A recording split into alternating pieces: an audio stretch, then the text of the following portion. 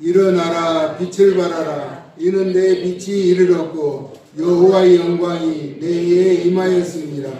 보라, 어둠이 땅을 덮을 것이며 캄캄함이 만민을 가리려니와 오직 여호와께서 내에 임하실 것이며 그의 영광이 내에 나타나리니 나라들은 내 빛으로 왕들은 빛은 내 광명으로 나아오리라.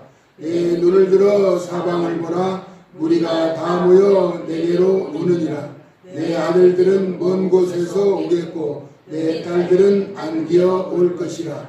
그때 내가 보고 기쁜 빛을 내며 내 마음이 놀라고 또 하창하리니 이는 바다의 부가 내게로 돌아오며 이방의 나라들의 재물이 내게로 옵니다. 아멘. 오늘 읽은 본문의 말씀을 가지고 일어나라는 제목입니다. 일어나라. 우리가 어떤 목표를 정하고 이루고자 하는 꿈이 있는 사람은 그것을 성취하기 위하여 그곳으로 달려가는 것이죠. 그것은 곧 성장 또 성공의 비결이 되는 것이기도 합니다. 사람들은 행복을 찾는데 그 행복은 멀리 있지 않고 가장 가까이 우리를 기다리고 있다라고 말하죠. 미국의 유명한 대통령인 아브라함 링컨이 행복은 내 마음에 있다라고 정의하기도 했습니다. 소는 돼지를 보고 부러워한다죠. 나는 들에 나가서 열심히 일을 하는데 돼지는 가만히 누워서 먹고 자기만 한다. 근데 또 돼지는 나도 소처럼 나가서 푸른 풀도 먹고 넓은 들을 돌아다녔으면 좋겠다라고 이야기한다고 합니다. 매는 주인이 주는 모이를 먹고 사는 닭을 그렇게 부러워한다죠. 울타리에 갇혀서 언제나 주는 대로 먹고 마음대로 놀 수 있으니까 얼마나 좋냐.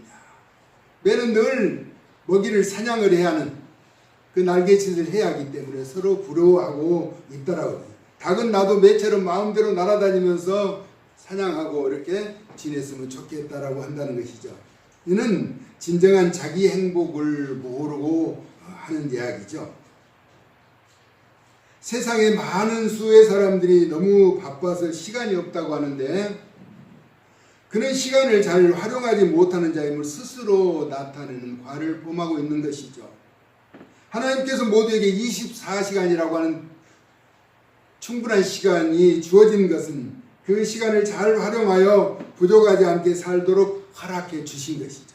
만약에요 24시간이 부족했더라면 우리 하나님이 1시간을 더 하든지 그렇지 않으면 더해서 30시간을 허락해 주셨을 것이라는 것입니다. 우리는 주어진 시간에 우선순위를 바꾸지 말고 자신의 삶에 최선을 다하면 24시간을 잘 활용하면 충분한 시간이라는 것입니다. 임종을 앞둔 어떤 사람이 1분만 시간을 달라고 했대요. 1분만. 그래서 1분을 더 시간을 줘야 할까 하고 평소의 삶을 돌아보았더니 늘 빈둥거리고 자고 무료한 시간을 쓸데없이 많이 보내서 1분의 시간도 더 줄 수 없었다라고 하는 이야기는 우리에게는 시간이 그토록 소중하고 귀하다라고 하는 사실을 말하죠. 오늘 본문의 말씀을 통해서 일어나라는 제목을 갖습니다. 일어나라. 누워있거나 그 자리에 앉아서는 마땅히 해야 할 일을 감당하지 못하게 될 것입니다.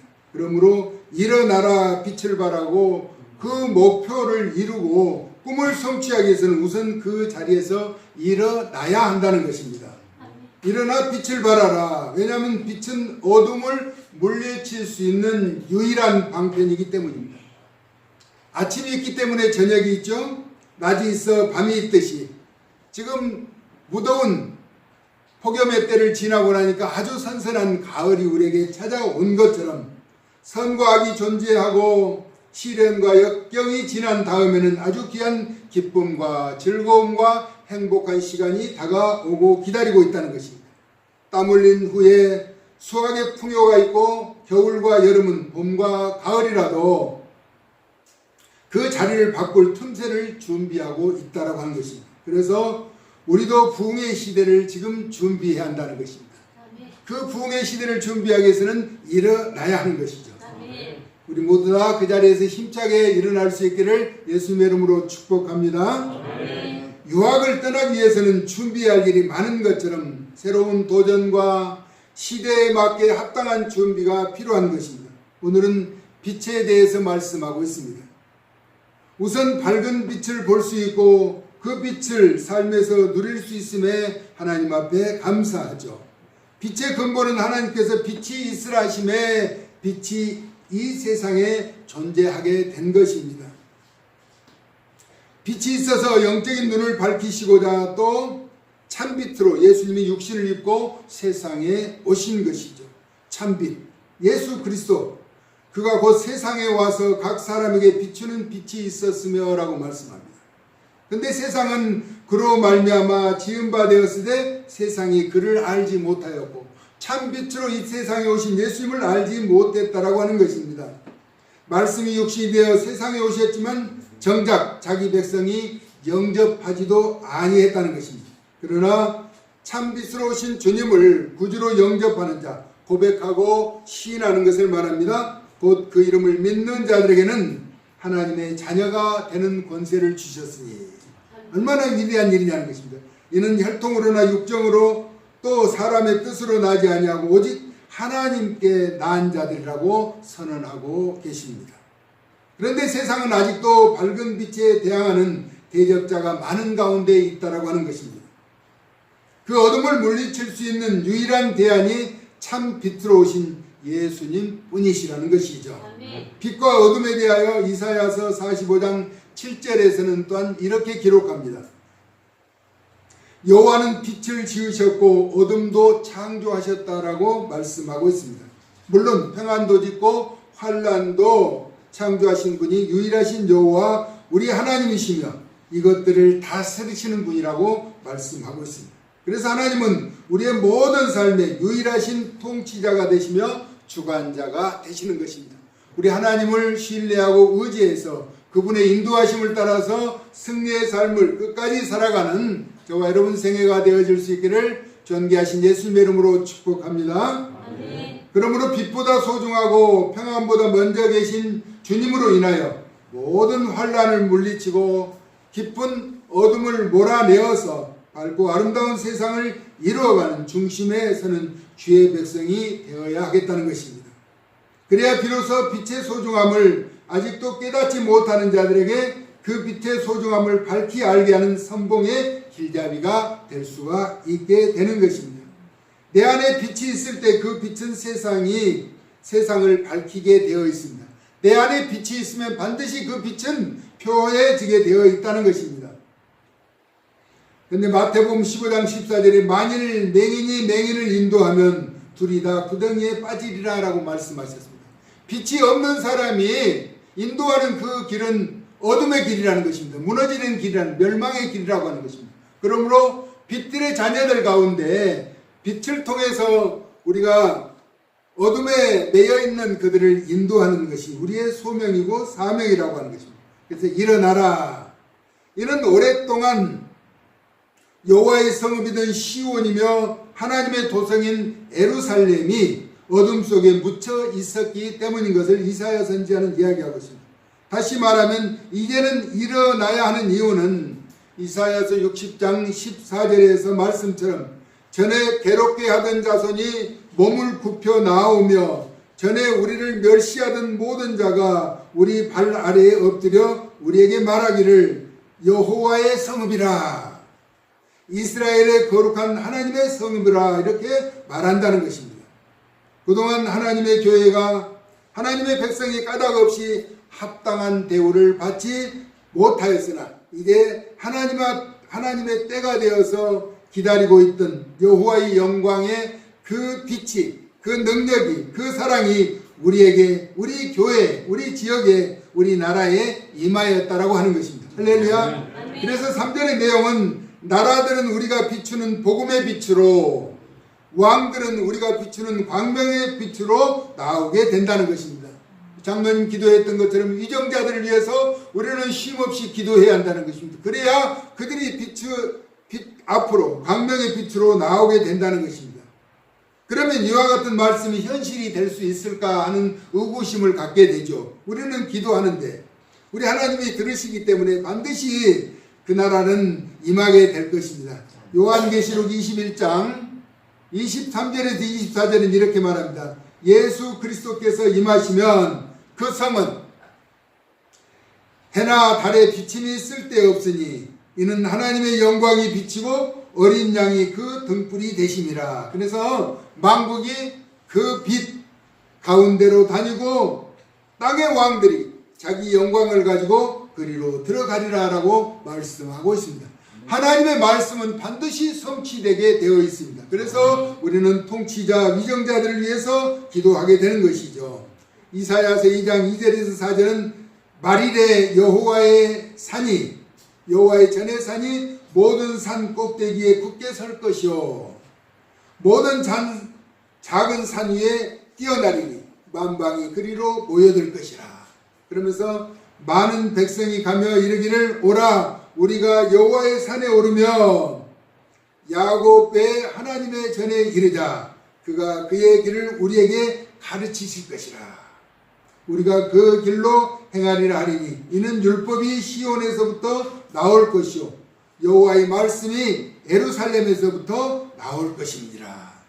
그래서 하나님의 말씀이 선포되는 곳에 하나님의 거룩한 영광이 드러나게 될 것을 말씀하고 있습니다. 이제 우리에게 믿음의 눈을 들어 사방을 보라는 것입니다. 하나님의 말씀을 기대하며 신뢰하는 것을 말하죠. 우리가 읽었던 내용처럼 이제 사방에서 하나님의 백성들을 불러 모으게 될 것이고 또 안기어 오게 될 것이며 이방 사람들의 재물이 우리에게로 돌아올 것을 말씀하고 있습니다. 엘리사 선지자는 아람 군대가 쳐들어왔을 때 그종 게하시가 두려워 떨고 있을 때 열왕기하 6장 17절에는 놀라운 사실을 고백하고 있습니다. 기도하여 이르되 엘리사 선지자가 기도합니다. 여호와여 원하건대 그의 눈을 열어 보게 하옵소서. 게하시 종이 떨고 있는 것 아람 군대가 쳐들어와서 다 성을 둘러싸고 있기 때문에 그 종이 볼 때 이제 큰일이 났거든요. 우리는 이제 꼼짝없는 포로가 되어서 죽게 되었다는 것이죠. 그래서 두려워 떨고 있을 때 엘리사가 기도하여 이르되 여호와여 원하건대 그의 눈을 열어서 보게 하옵소서 하니 여호와께서 그 청년의 눈을 여심해 그가 보니 불말과 불병거가 산에 가득하여 엘리사를 둘렀더라. 이제 우리는 하나님이 행하실 위대할 일을 믿음의 눈을 열어서 보아야 하고 그 빛을 바라는 성숙함이 있어야 한다는 것입니다. 우리는 이제 예수님을 통해서 참빛의 가르침을 들은 우리는 이제 믿음의 눈을 열어서 세상을 바라보아야 한다는 것입니다. 그러기 위해서는 일어나야 하는 것이죠. 요단강을 건너던 제사장 무리를 보자는 것입니다. 그들의 발이 물에 잠기자 흘러내리던 물이 쌓였다라고 말합니다. 그러면 우리는 그렇게 이야기할 수 있습니다. 그때는 구약시대고 여호수아가 능력 있는 위대한 장수였기 때문에 그런 일이 일어날 수 있지 현실은 어렵다라고 말할 수가 있습니다. 그러나 히브리서 13장 8절에서는 예수 그리스도는 어제나 오늘이나 영원토록 동일한 분이라고 우리에게 말씀하고 있습니다. 예수님은 지금도 그 능력을 행하시는 전능자라고 하는 것입니다. 그래서 우리는 우리의 믿음이 흔들리지 않고 말씀을 붙잡고 요동하지 않으며 그 나라를 바라보아야 한다는 것입니다.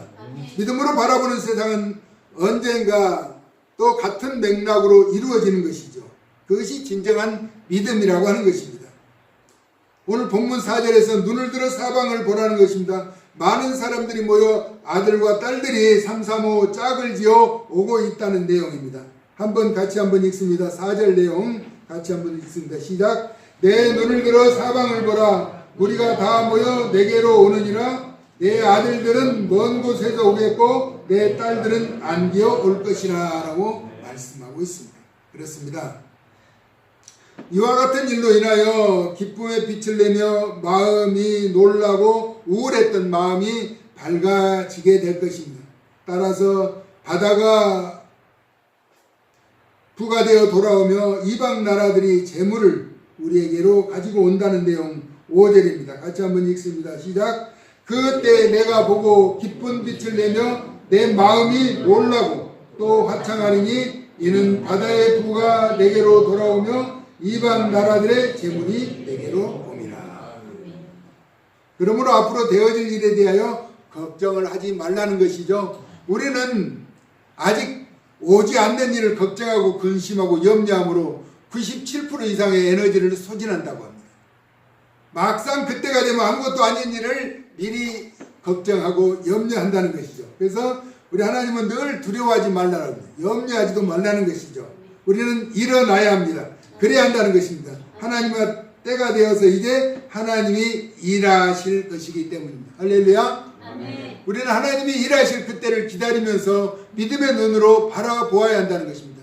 게하시가 떨고 있을 때 엘리사가 기도해서 믿음의 눈을 열어보게 했잖아요. 우리는 이 세상에 육신을 입고 살면서도 하나님 나라를 사모하면서 영적인 안목을 가져야 한다는 것입니다. 세상의 반응을 보면서 하나님이 일하실 것을 기대해야 한다는 것입니다. 세상은 아무런 소망이 없고 기대할 그런 가치가 없다고 할 때 하나님은 그때마다 일하셨어요. 여전히 하나님은 믿음의 백성들의 고백을 듣고 응답해 주셨다라고 하는 것입니다. 할렐루야. 우리는 이제 일어나야 할 때라는 것입니다. 일어나서 그 빛을 발해야 한다. 내가 믿는 예수 그리스도를 증거하며 자랑하는 존귀한 하나님의 사람들 다 되어질 수 있기를 예수님의 거룩하신 이름으로 축원합니다. 아멘. 살아계신 하나님, 약속의 말씀을 붙잡고 분연히 일어나고자 하는 주의 백성들의 심령을 일깨워 주시고 간섭하여 주시고 주장하여 주시고 인도하여 주셔서 승리의 삶을 살아가게 하여 주시옵소서. 현실에 안주하지 않고 현실의 삶에 두려워 떨지 않으며 오직 진리의 말씀만 붙잡고 끝까지 승리의 개가를 부르도록 은총을 덧입혀 주시기를 원하옵고 예수 그리스도의 존귀하신 이름으로 축복하며 기도 올리옵나이다. 아멘.